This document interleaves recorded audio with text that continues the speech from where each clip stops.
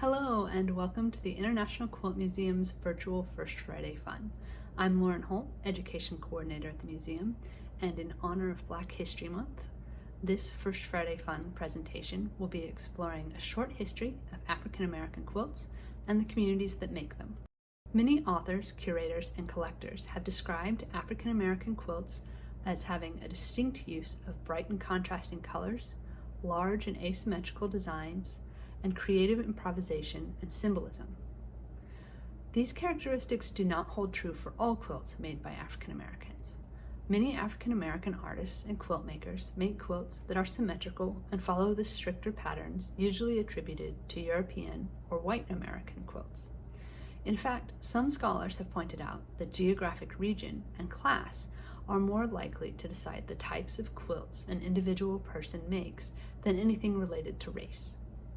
Despite this evidence, museum collections often show a preference for African American quilts that stand out as distinct, colorful, and improvised. The WPA Slave Narratives Oral History Project of the 1930s recorded stories from formerly enslaved African Americans. Many of the interviewees mentioned that they and their families made quilts while they were enslaved, both for their own use and as part of the labor demanded by their owners. Fannie Moore, pictured here in a photograph from the 1930s, remembered holding a light for her mother, who often had to quilt and spin thread at night after working all day in the fields. Some of these enslaved quilt makers were able to use their skilled needlework to gain preferential treatment, earn money, or buy their own freedom. Records of the names of these quilt makers are scarce, but because quilting and needlework were both useful for the home and a source of paying work, many formerly enslaved African Americans continued quilting after they were freed by the 13th Amendment in 1865.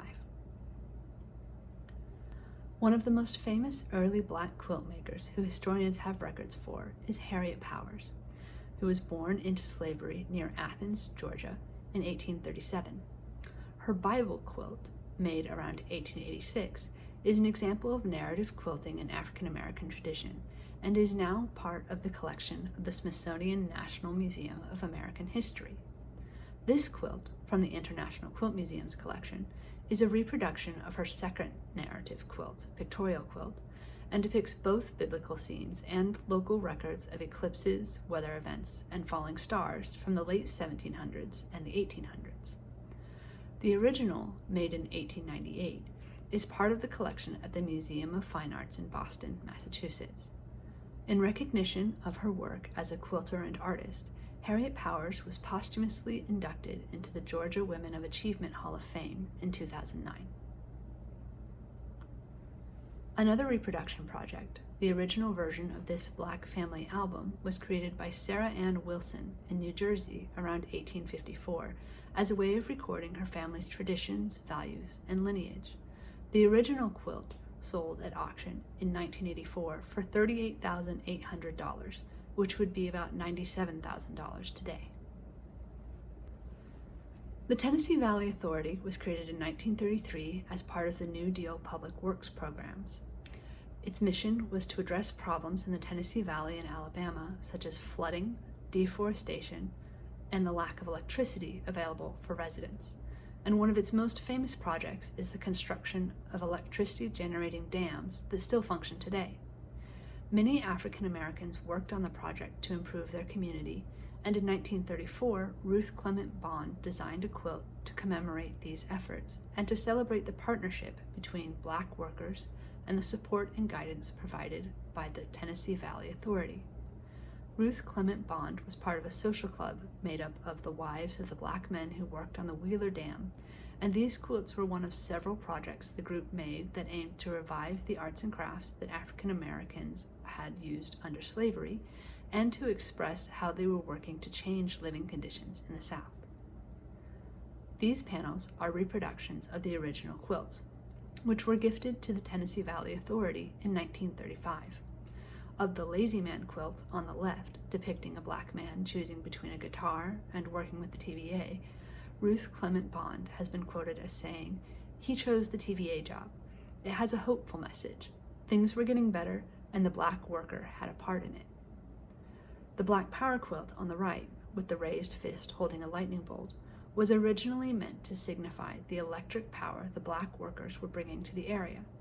The young black workers themselves saw it as a symbol of the power of African Americans working together as a group, and Ruth Clement Bond later said that some believe the term Black Power originated in the TVA quilts. The panel became a symbol of African American efforts to improve their quality of life as a community. The Civil Rights Movement of the 1960s is an important era in American history, and this extends to African American quilting history as well.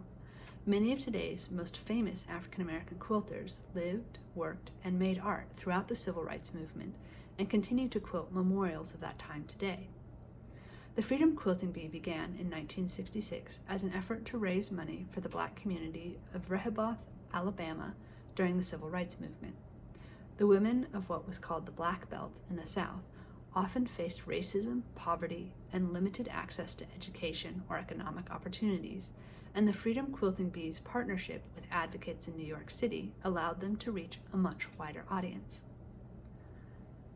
These quilts, though not created for the Freedom Quilting Bee, show examples of the kinds of pattern work that was popular at the time. The many-layered pattern of the quilt on the left, called pine burr, has been popular among African American quilters in the South since the early 1900s and is now recognized as the state quilt pattern of Alabama. The quilts produced by the Freedom Quilting Bee have been credited with spurring a renewed popularity of quilts for use in home decor, as many of their bold colors and striking geometric patterns, such as those seen in the Snake in the Hollow quilt on the right, reflected the op art and minimalist choices favored by the New York art scene at the time. The quilts were auctioned in New York and quickly gained popularity, resulting in special quilt commissions to support the makers and further advertise their work, and also recognition through articles in Life magazine and an exhibition at the Smithsonian Museum. In the 1980s, narrative quilts by African American quilters once again gained regional and national attention. Acclaimed quilters Faith Ringgold, Yvonne Wells, and Nora Ezell all began making and showing narrative quilts at this time. Many African American quilters enjoy making narrative quilts as they offer a different avenue for making their voices heard on both historical and modern-day topics of racism and social justice. Their work is sometimes whimsical, sometimes a memorial of important people or events, and often draws strong emotions from both the artist and the audience. One particular group of black quilters who have gained international recognition in the past 20 years are the quilters of Boykin, Alabama, also called Gee's Bend. The women of Gee's Bend, Alabama have been quilting for more than 100 years, but due to conditions of poverty and isolation, their work has only reached a wider audience relatively recently.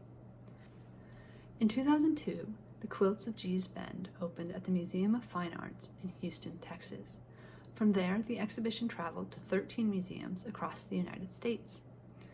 In addition to drawing national and international attention to the bright colors, lively improvisations, and simple geometric patterns that are part of Gee's Bend quilting culture, the exhibition also generated new interest in quilting among the community's residents and offered them new economic opportunities.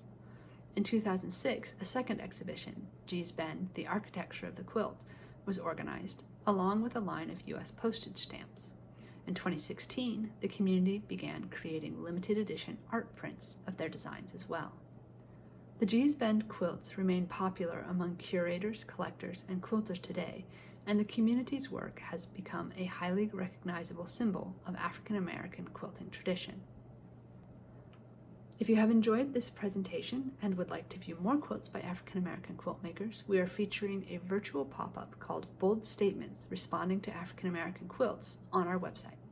This year's Black History Month exhibition is our second collaboration with the Lincoln NAACP Youth Council and features student responses to 10 quilts from the International Quilt Museum's collection. This month's challenge takes the form of a question to think about, and we have a handout available if you want to record your response as either a written answer or a drawing. The question is, where do you see art in your community and your life? And what recent events in your life do you want to record in art? Whatever you choose, we'd love to see the results, and I hope you'll share your thoughts and art with us in the comments below or by tagging us on Instagram. Thank you for joining us, and I hope you enjoy the First Friday presentation.